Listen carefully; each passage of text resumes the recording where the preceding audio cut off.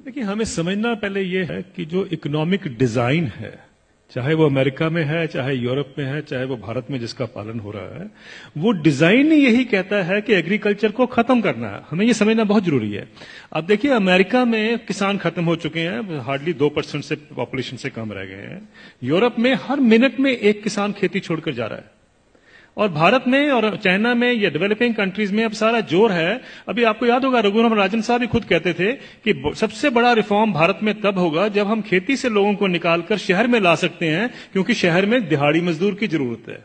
ये हमें समझना है, ये इकोनॉमिक पॉलिसी का डिजाइन है। अगर आप नेशनल स्किल पॉलिसी का डॉक्यूमेंट देखें तो उसमें लिखा हुआ है कि 57% से हमें, पहले तो उन्होंने 18% कहा था, 18% पे हम गांव की जो एग्रीकल्चर की जो पॉपुलेशन उस पर ले आएंगे। फिर उन्होंने कहा 38% पे अब आ गए हैं, 57 से 38% कर देंगे वो 2022 तक। यानी ये सोची समझी रणनीति का एक हिस्सा है कि किसानों को खेती से बेदखल करना है, शहरों में लेके आना है। ये हमें जानना बहुत जरूरी है। जब हम ये जान जाते हैं तो उसके लिए जो पूरा इकोनॉमिक ढांचा बनाया जाता है। अब जैसे बताया आपने पहले कि देखिए क्राइसिस है, इतने सालों से किसान को इनकम नहीं मिल रही है। जब हम दूसरे सेक्शन को देखते हैं, मैं इसका एक उदाहरण देता हूं सिंपल सा। 1970 में गेहूं का दाम 76 रुपए प्रति क्विंटल था, जो 2015 यानी 45 साल के बाद बढ़कर 1450 रुपए प्रति क्विंटल हो गया 2015 में। उसी दौरान मैंने बाकी सेक्शन ऑफ द सोसाइटी का हाल देखा, उनका क्या हुआ इनकम का।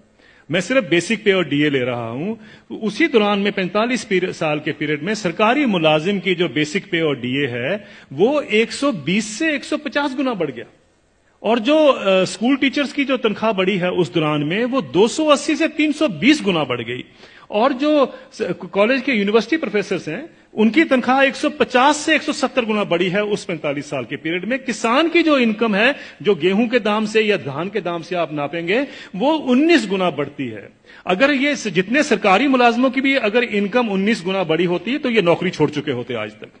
प्रॉब्लम यह है कि किसान का हक क्या बनता है। अगर हम 45 साल के बाद जब उसको 1450 रुपए मिले थे, अगर मैं 100 गुना भी उसकी इनकम बाकी इनकम पैरिटी के नॉर्म से चलता हूं, तो उनकी इनकम जो है या उनका मिनिमम सपोर्ट प्राइस जो है वो 7600 रुपए प्रति क्विंटल बनता था। ये उनका हक है। 7600 रुपए क्विंटल बनता था, उनको मिला 1450 रुपए। फिर ये कहा जाता साहब ये पैसा कहां से आएगा। कभी आपने पूछा जब कॉर्पोरेट को पैसा दिया जाता है कहां से आएगा? कभी आपने पूछा 7वां वेतन आयोग का पैसा कहां से आएगा? 7वां वेतन आयोग जब सारे देश में फैलाया जाएगा, अभी तो सिर्फ सेंट्रल गवर्नमेंट का है, तो क्रेडिट स्विस बैंक की स्टडी कहती है 4,80,000 करोड़ रुपए हर साल एडिशनल खर्चा होगा। किसी ने नहीं पूछा कि पैसा कहां से आएगा।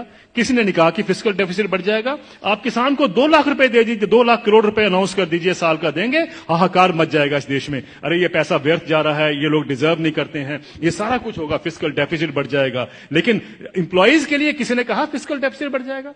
ये सारी इकोनॉमिक नीतियां हमें जानने की जरूरत है। ये किस तरीके से डिजाइन बनाया गया है कि किसान को हम गरीब का गरीब ही रखें, और ये पॉलिसीज कितने दशकों से चलती आ रही है, सब सरकारें इसमें सम्मिलित हैं।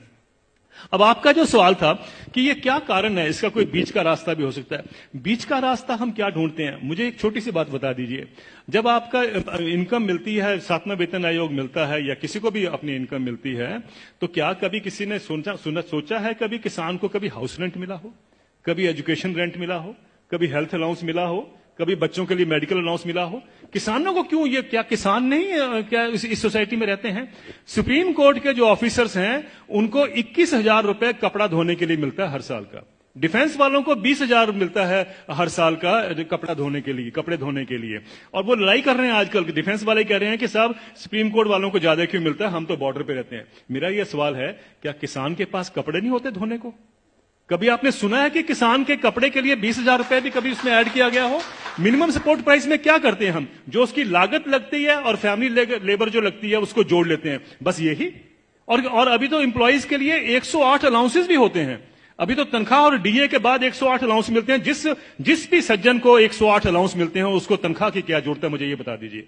लेकिन अगर मिलते हैं तो मैं ये नहीं कहता कि नहीं मिलने चाहिए, लेकिन क्या किसान ने क्या गलत किया है कि उसको नहीं मिलते हैं? मैं ये कहना चाहता हूं, कभी किसान के एमएसपी में हाउस रेंट जोड़ा गया है, कभी उसका मेडिकल अलाउंस जोड़ा गया है, कभी उसके बच्चों के लिए एजुकेशन अलाउंस जोड़ा गया है? क्यों? क्या उसने बच्चे नहीं पालने हैं? हम ये क्यों मान के चलते हैं कि किसान तो हमारे देश के ऊपर बोझ है, इसके ऊपर हम दान कर रहे हैं? आप दान नहीं कर रहे हैं, आप उसको एक्सप्लॉइट कर रहे हैं, आप किसान को निचोड़ रहे हैं और उसी के साथ आपकी अर्थव्यवस्था चलती है। यह अर्थव्यवस्था के जब तक हम ढांचे को नहीं देखेंगे, हमें समझ नहीं आएगा कि किसान को मार इतने सालों से क्यों पड़ रही है। क्या